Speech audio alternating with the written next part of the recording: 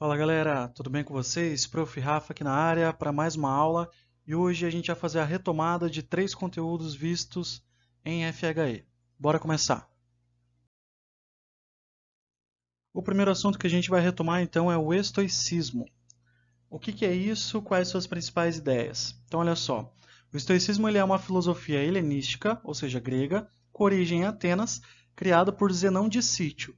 Mas essa corrente filosófica, chamada de estoicismo, vai ganhar um destaque muito grande em Roma, por conta de seus praticantes e seus filósofos, a exemplo de Epicteto, Sêneca e Marco Aurélio.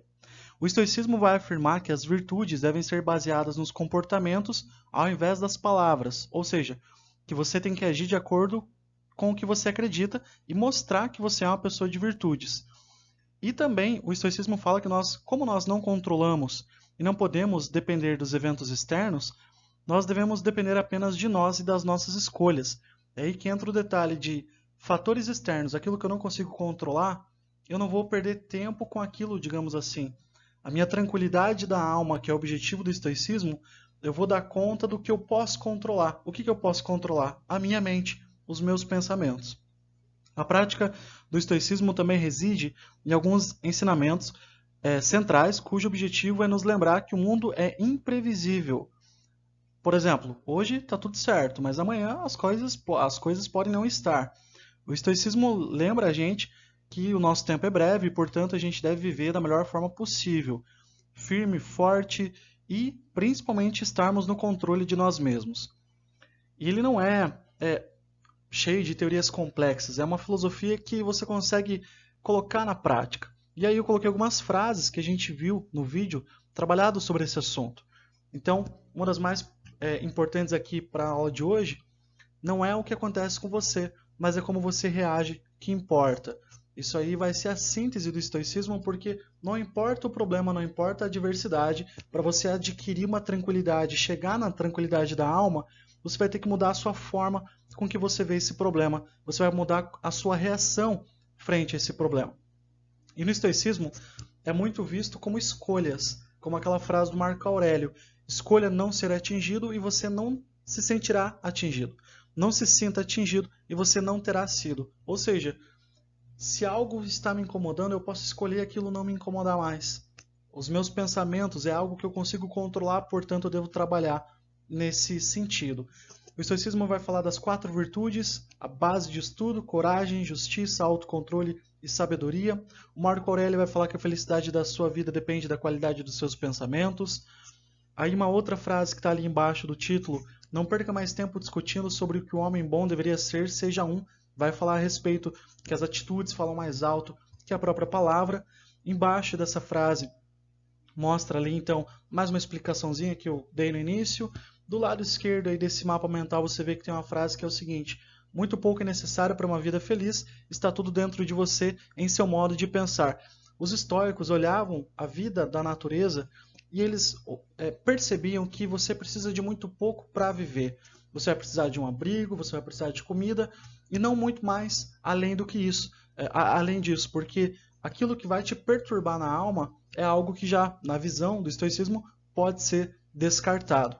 A gente tem então no canto esquerdo inferior os 3 grandes nomes do estoicismo: Marco Aurélio, Sêneca e Epicteto, e acima você tem a frase de Sêneca que diz o seguinte: até que tenhamos começado a viver sem elas, não conseguimos perceber o quão desnecessárias muitas coisas são.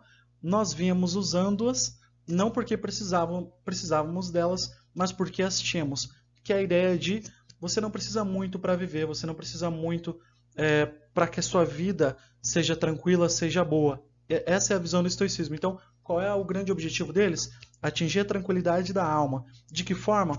Controlando os pensamentos, as reações frente aos problemas do mundo, às adversidades que vão aparecer na sua vida.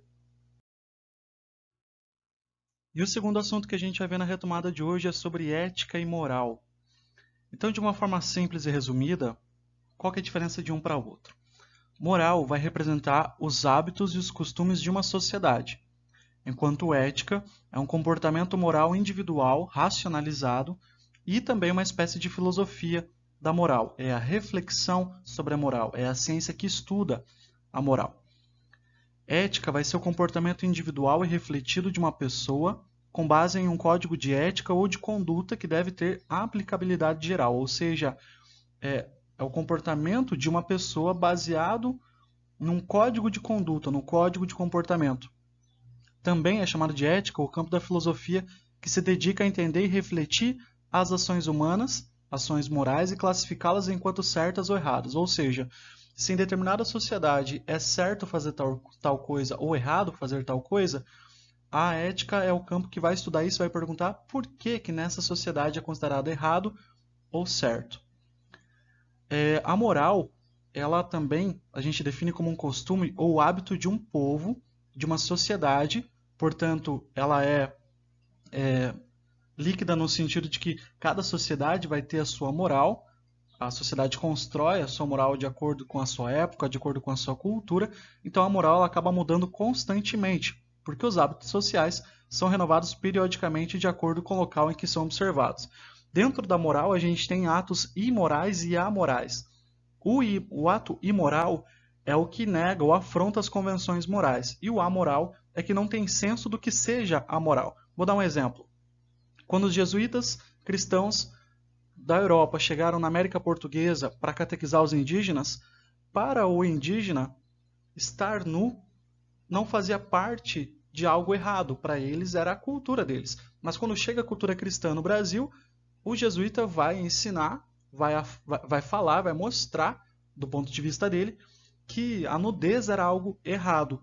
Nesse sentido aqui, o fato de estar nu em relação ao jesuíta é um ato amoral. Ou seja, ele não sabia que na cultura cristã isso era parte de uma amoralidade, isso era parte de uma conduta que deveria ser seguida. A partir do momento que o padre vai ensinar e que a sociedade se estabelece falando que a nudez era algo proibido, era algo errado, que não poderia acontecer naquele momento, sabendo disso, aí a gente entra na construção da moralidade e aí passa a ser um ato imoral. Ou seja, mesmo eu sabendo que não pode naquela sociedade, eu vou lá e faço. Então, se você sabe e faz o contrário, imoral. Se você não sabe que é errado, é um ato amoral. Eu quero que você olhe o box à direita superior que tem nesse slide, que tem a diferença então de ética e moral. Ética vai ser a reflexão filosófica sobre a moral, seria mais de um caráter teórico, e a moral é a prática. A ética ela é permanente, ela é universal. A moral ela é temporária porque ela é construída conforme a sociedade e o tempo que ela está. A ética é o princípio, a moral são os aspectos de condutas específicas. A ética é a ciência que estuda a moral. A moral está relacionada com hábitos e costumes de um determinado grupo social. Então você tem essas diferenças entre ética e moral.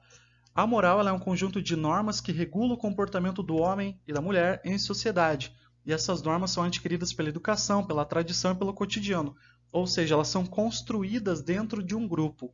Isso faz parte da moral. Quando eu vou refletir sobre isso, eu entro no campo da ética. A moral sempre existiu, sempre aqui com aspas, né? Porque todo humano possui a consciência moral que o leva a distinguir o bem do mal, o certo do errado, no contexto que ele vive, surgindo realmente quando o homem passou a fazer parte de agrupamentos, isto é, surgiu de sociedades nas sociedades primitivas. Quando o ser humano começa a construir o que a gente vai chamar de sociedade, já começa a construir o que é certo, o que é errado, o que é bem visto naquela sociedade ou o que é mal visto naquela sociedade. E também no campo da ética, como princípio, você tem a ética de um indivíduo, a ética de uma empresa, a ética de uma profissão, ou seja, aquilo que se espera dentro daquele grupo. E também vai estudar o que é a moral e como que ela vai se fundamentar e como que ela vai se aplicar. E o nosso terceiro assunto da retomada de hoje, refletimos sobre a gratidão e vamos falar um pouquinho de novo sobre isso. No vídeo do professor Clóvis de Barros Filho, ele vai falar sobre um tratado, um documento, um livro, um estudo que São Tomás de Aquino, um filósofo da Idade Média, fez sobre a gratidão. E basicamente, a gratidão é você agradecer sobre algo que foi feito para você ou que você tem como benefício na sua vida. E no Tratado da Gratidão, o São Tomás de Aquino divide ela em 3 níveis. O primeiro nível seria o reconhecimento de que algo bom foi feito para mim, foi feito por mim. Já o segundo nível seria, além de um reconhecimento de algo que algo foi feito de bom para mim, eu agradeço a pessoa e eu espero que o mundo abençoe ela. Eu quero que o mundo traga tudo de bom para essa pessoa que me trouxe algo de bom. Eu desejo que o universo, que Deus, que a religião, que as pessoas façam com que a vida dessa pessoa que me fez o bem também seja permeada pelo bem, seja permeada por coisas boas. Então, além de reconhecer, eu meio que abençoo a pessoa. Quero que o mundo seja bom para ela. E o terceiro nível seria, além de reconhecer, além de querer que o mundo traga coisas boas para ela, eu me sinto na obrigação, no vínculo, no compromisso de retribuir esse algo benéfico. Então, reconhecer que você me fez o bem, desejo que o mundo te abençoe e também vou retribuir a sua gentileza. E no vídeo do Clóvis de Barros Filho, ele fala também que alguns idiomas, né, a linguística da palavra de agradecimento, a gente consegue encaixar em alguns níveis. Não que, quando eu falo obrigado, necessariamente vai estar no nível 3, né, mas a gente já vai chegar ali.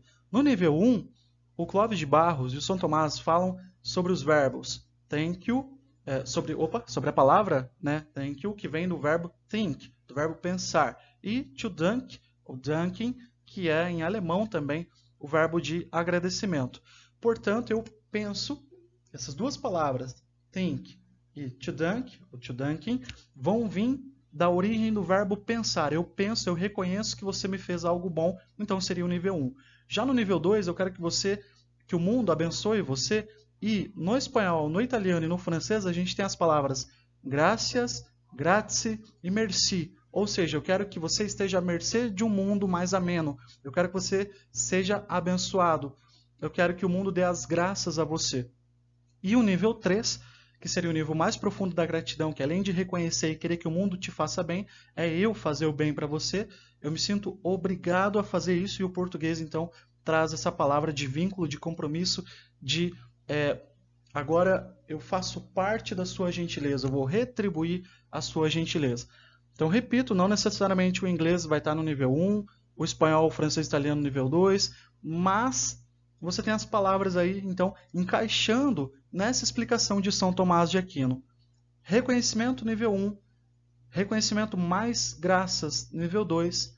Reconhecimento mais graças, mais o compromisso de te fazer o bem, retribuir a gentileza, nível 3. Seria o nível mais profundo da gratidão, de acordo com São Tomás de Aquino e de acordo com Clóvis de Barros Filho. É isso por hoje. Muito obrigado pela atenção e diga tchau.